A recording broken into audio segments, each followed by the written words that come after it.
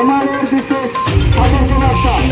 নারায়ণপুর অঞ্চলের সমস্ত অধিবাসী বৃন্দদের নামখানা ব্লক প্রশাসন নারায়ণপুর গ্রাম পঞ্চায়েতের পক্ষ থেকে অবগত করা হচ্ছে যে আজ ঘূর্ণিঝড় রেমাল সাগর উপকূলে আছড়ে পড়বে।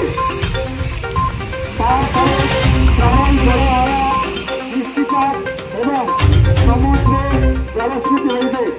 তাই নদী উপকূলবর্তী বসবাসকারী জনসাধারণকে সময় মতো সরকারি ত্রাণ সেন্টার এবং এলাকার নিরাপদ স্থানে চলে যাওয়ার জন্য অনুরোধ করা হচ্ছে।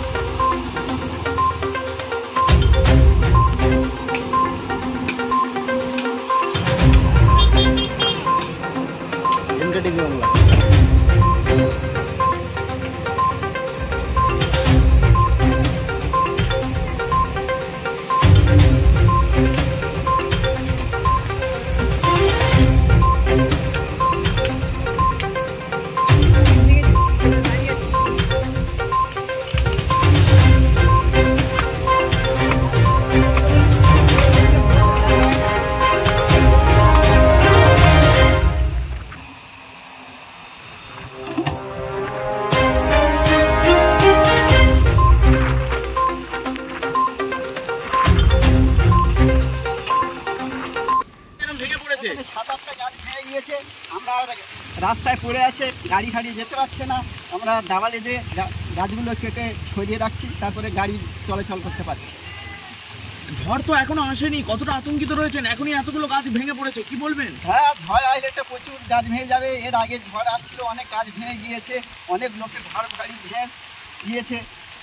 এরকম কতটা নদীর জল একবার উঠে গিয়েছিল। কতটা ভয় বা আতঙ্কে রয়েছে? হ্যাঁ, এখানে তো প্রচুর ভয় আতঙ্ক আছি। এখন আমরা ঝড় আসলে কী হবে বলতে পারছি না। এখন প্রশাসন নিয়ে যায়নি কোনো জায়গায়? প্রচার করছে, গিয়েছে, নিয়ে যায়নি, সেটা প্রচার করে গিয়েছে। আতঙ্কিত রয়েছেন? হ্যাঁ, আমরা এখন ছায়া খুব। কি নাম আপনার? আজিজুল মোল্লা।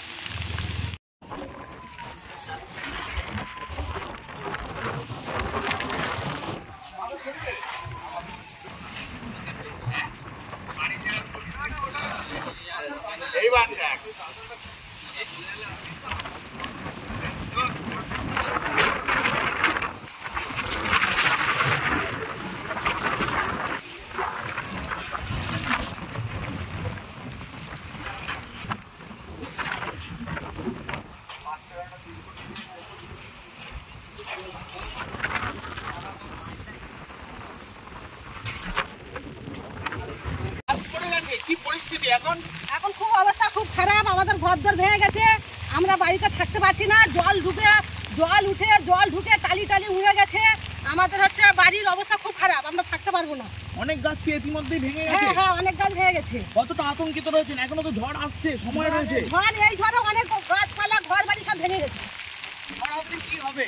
ঝড় আসলে আমরা এখন কি করবো? আমরা নিজের ভাবে উঠতে পারছি না যে আমরা কোথায় যাবো, আমরা কি খাবো। কতটা আতঙ্কিত রয়েছে? অনেকটা ভয় হয়ে গেছে আমাদের। প্রশাসনের পক্ষ থেকে মাইকিং করে যায়নি?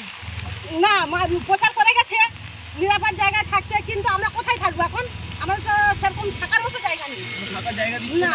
না। ভয়ে রয়েছেন? হ্যাঁ, ভয়ে আছি, আমরা খুব ভয়ে আছি।